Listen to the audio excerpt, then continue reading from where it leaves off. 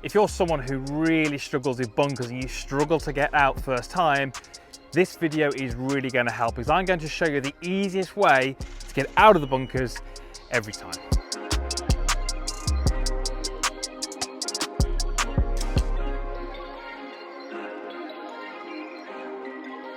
So when we look at the world's best golfers, when they find themselves in a bunker, it really doesn't prove much of a challenge. We see them being able to get the ball incredibly close, sometimes within 2 or 3 feet. They're able to hit the ball high, low, make the ball roll out, make it spin, get to all different types of flags and hit those shots from all different types of bunkers and scenarios.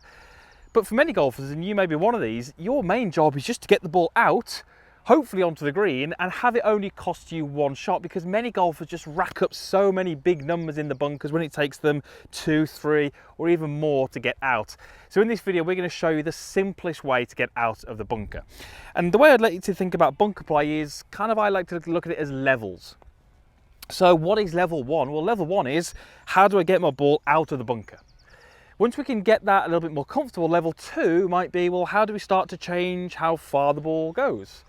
Level 3 might be, well, how do we now start to hit the ball different trajectories? How do we start to maybe hit the ball from different types of sand? Level 4, we're looking at different amounts of spin and so on. So it's trying to find out where you are in your level and what instruction is going to be beneficial to you. So we have to start off with the golf club. It's really important that we take the right club. I tend to use this 56 degree. And the reason I use this is because it's got 12 degrees of bounce, which helps that club interact with the turf.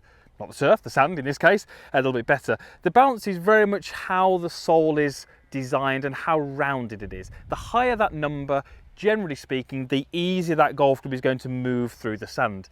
You start getting a golf club down there with 4, 5, 6 degrees of bounce, and we can tend to find that it hits a lot more resistance in the sand and we struggle to get that ball as fast. So a nice, well-designed golf club in and around 56 degrees of loft with a high bounce is a great place to start.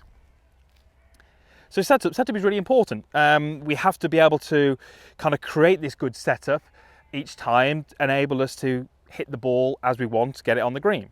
So I'd like you to take a relatively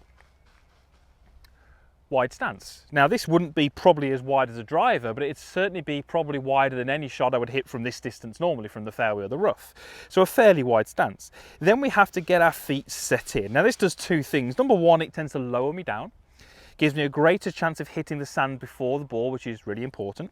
And also it will give me a little bit more of a stable base, but it'll also give me an idea as to how much sand is in this bunker. Is there lots of sand? Is there not much sand? And as we start to progress you through and we start to move through those levels, how much sand is in the bunker will be an important thing that we have to consider. In this video, we're not really going to pay too much attention to it. So I've got my feet nicely set in, and I want that golf ball probably about the width of my club head inside my lead heel. So that's probably some 3 inches. So it's definitely forward in my stance, but just inside my lead heel. And you'll notice that from that down the line camera, it almost looks like a fairly normal starting position that I would be from the fairway. Now from here, I want to use my midsection, that's my knees and my hips, and I want to push those towards the target, so I suddenly feel like I'm favouring my lead side in terms of my weight distribution by as much as 70%. A little bit more is absolutely fine. Don't be afraid to go more towards 80 or 90. It's not really going to kill you too much in these bunkers, but we need to get that weight in that lead side. The reason I said midsection is because we don't really want that to affect my shoulder angle. We wouldn't want you to move the weight forward with the top section, because that really changes your upper body angle. So you're going to move your weight forward with your midsection, and I really feel like I'm setting my weight on that lead side. Once we're in that position, that's all we're going to do. Now there is going to be something that we do at the end of the video, which is a slightly more advanced technique, but for this first part, that's all we're going to do. We can now go ahead and think a little bit about, where am I aiming? Now, once you're in that situation where your main job is just to get out, I wouldn't really be too concerned with where the flag is. I'd be looking for you to find the lowest lip and the largest part of the green. That's going to be your main goal. Don't worry about the flag at this stage. Try and find the largest part of the green and the lowest lip. So I'm actually going to go slightly right of this flag. Once I've made that choice, I actually want to stand pretty much aiming at it. So I don't really want to be opening my stance, aiming left or aiming right. I'm just going to pick my target, which is just right of the flag, and then aim in that area. So once I've done that, I'm now set up, I'm ready to go. I can start to think about what is my intent in this shot. My intent in this shot should be to take the sand that is around the ball. I'm just going to make a little circle so I can have that visual. That sand, which is around the ball, I'm going to try and take all of that sand and put that sand on the green. And for the beginners or the golfers who are just trying to get out, that is as much as I would have you think about. Because what you will start to realise is that that visual will mean that you're not going to make a swing which is far too slow. You're probably going to realise, okay, well, if that sand has got on the green, I'm probably going to have a little bit of wrist set going back. I'm probably going to have to make a fairly decent length swing. I'm probably going to have a little bit of acceleration through there, and I'm probably going to have to really feel like I commit, because if I don't do any of those things, that sand is not going to make it out of the bunker.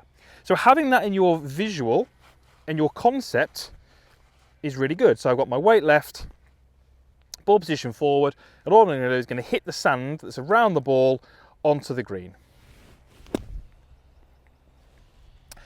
And my ball comes out quite nicely and it rolls into the middle of the green. Now, what you will notice there is I did hit the sand before the ball, which is really, really important. We have to do that in a bunker, which is why we need so much speed and so much commitment for a ball which is only going, let's say, 15 yards in total. But the idea of me getting that sand onto the green allowed me to sort of use the correct speed for this particular shot. The key thing here is we're not trying to hit at the golf ball. There's nothing in my mind which is focusing on the golf ball. It's all to do with the sand and can I get the sand out? If the sand comes out, the ball will come out, and that's really important. Now that technique will be great for most situations. Even if that lip was much higher, that ball would have still come out. And wherever you position that flag and that green, it would still work because I'm looking to get that ball out into the green first of all. Now a slightly more advanced thing that we can do, if you feel comfortable with what we've done so far, is we can start to, from exactly the same starting position, we can start to rotate the golf club away from the target, so that's towards your trail side, before you place your hands on the golf club.